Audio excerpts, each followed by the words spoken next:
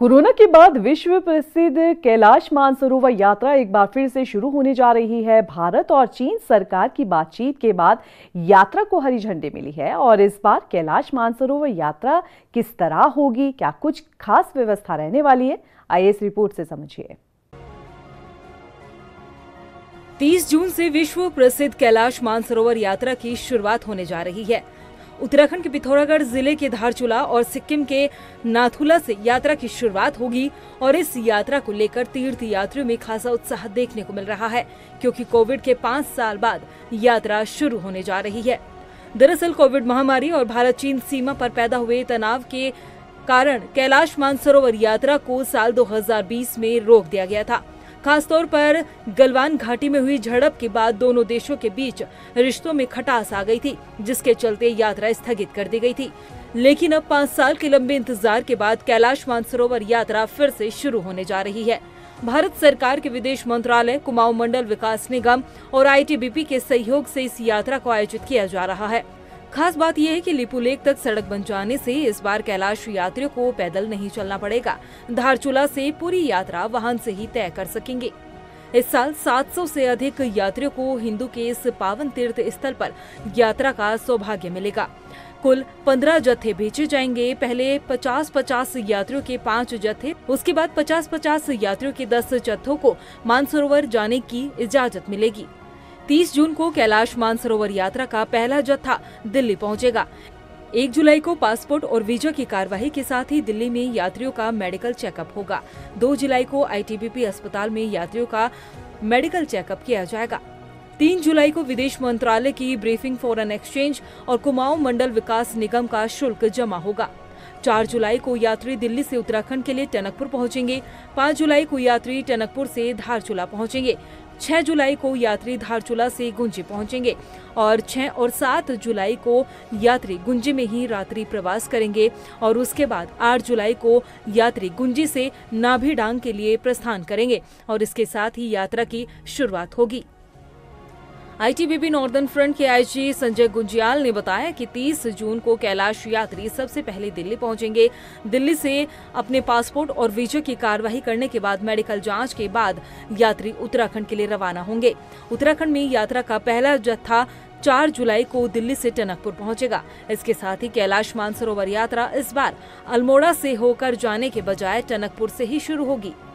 थोड़ा रूट में यह है कि पहले जो 28 डेज का रहता था, अब ये क्योंकि दोनों तरफ जो इंफ्रास्ट्रक्चर डेवलपमेंट है उसके लिहाज से ये पहले दिन दिल्ली जाएंगे और दिल्ली जो नेक्स्ट 18th डे वापस दिल्ली पहुंचेंगे। इसमें रूट में थोड़ी तब्दीली आई है। जैसे मैंने बताया कि रोड जो डेवलपमेंट इस बीच हुआ उसमें अब टनकपुर के माध्यम से जाएंगे, जिसमें कि नाइट हॉल्ट पहले टनकपुर रहेगा, धारचूला रहेगा, फिर गुंजी में 2 दिन, नाभी डांग में 2 दिन। लेकिन लौटते समय जब 6 दिन हमें बॉर्डर क्रॉस करने में लगेगा और 6 दिन के बाद जब 8 दिन चाइना में रहने के बाद जब वापस आएंगे तो रूट जो पहला नाइट हॉल्ट है वो बुदी है। अब बुदी के बाद जो हमारे अल्मोड़ा और पिथौरागढ़ एरिया में चौकोरी, अल्मोड़ा, इन जगहों पे नाइट हॉल्ट होते हुए फिर यात्रियों को वापस 18वें दिन नई दिल्ली में लाया जाएगा। आईटीबीपी के IG northern front Sanjay Gunjyal ने कहा कि यात्रियों को हाई एल्टीट्यूड के लिए तैयार करने के लिए ही 2 दिन का स्टे गुंजी में रखा गया है। इसके बाद यात्री यहां से नाभी डांग होते हुए लिपुलेख पास पहुंचेंगे, जहां से वो फिर चीन में प्रवेश करेंगे।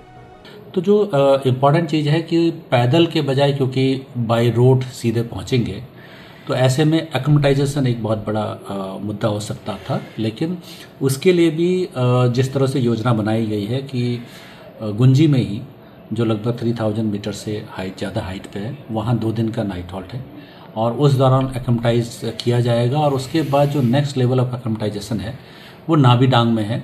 वहाँ पर भी 2 दिन का रखा गया, जो पूर्व में इस तरह से 2 दिन का नाभी डांग में होता नहीं था।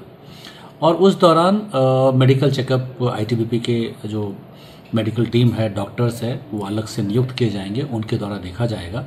और जो पूर्व में जो सिस्टम था कि आईटीबीपी बॉर्डर तक बेसिकली लिपुलेख पास तक लेकर जाती है और वहाँ से हैंडओवर करती है चाइनीज़ गवर्नमेंट को, तो ये इस बार भी किया जाएगा।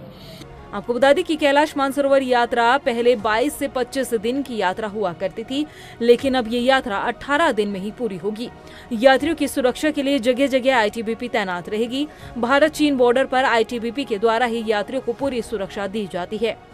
और पहले जब रूट था, उस रूट में चाहे इंफ्रास्ट्रक्चर के लिहाज से चाहे रोड ना हो या कई जगह पे मोबाइल नेटवर्क नहीं था। अब 3G 4G network already in सभी एरिया में है। इवन गुंजी में और बाकी जगह पे आप कम्युनिकेशन सिस्टम अब इस्टेब्लिश हो चुका है। तो उस लिहाज से काफ़ी एरिया डेवलप हो चुका है और KMVN ने भी जो अच्छी तैयारी की है, रहने की स्थिति भी काफ़ी बेटर हो गई है। तो उस लिहाज से ये ज़्यादा सुविधाजनक, कंफर्टेबल है। और इस बार क्योंकि काफ़ी सालों बाद किया जा रहा है, तो पूर्व में 18 बैचेज जाते थे और बड़े बैच होते थे।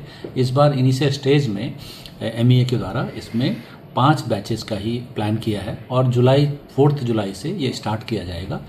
कैलाश मानसरोवर यात्रा शुरू होने के बाद कहीं न कहीं भारत और चीन के संबंध अच्छे होने की उम्मीद जताई जा रही है। इसके साथ ही अब चीन भारत से उत्पादों का आयात बढ़ाने के लिए तैयार है। रफ्तार मीडिया के लिए देहरादून से हिमांशु चौहान की रिपोर्ट।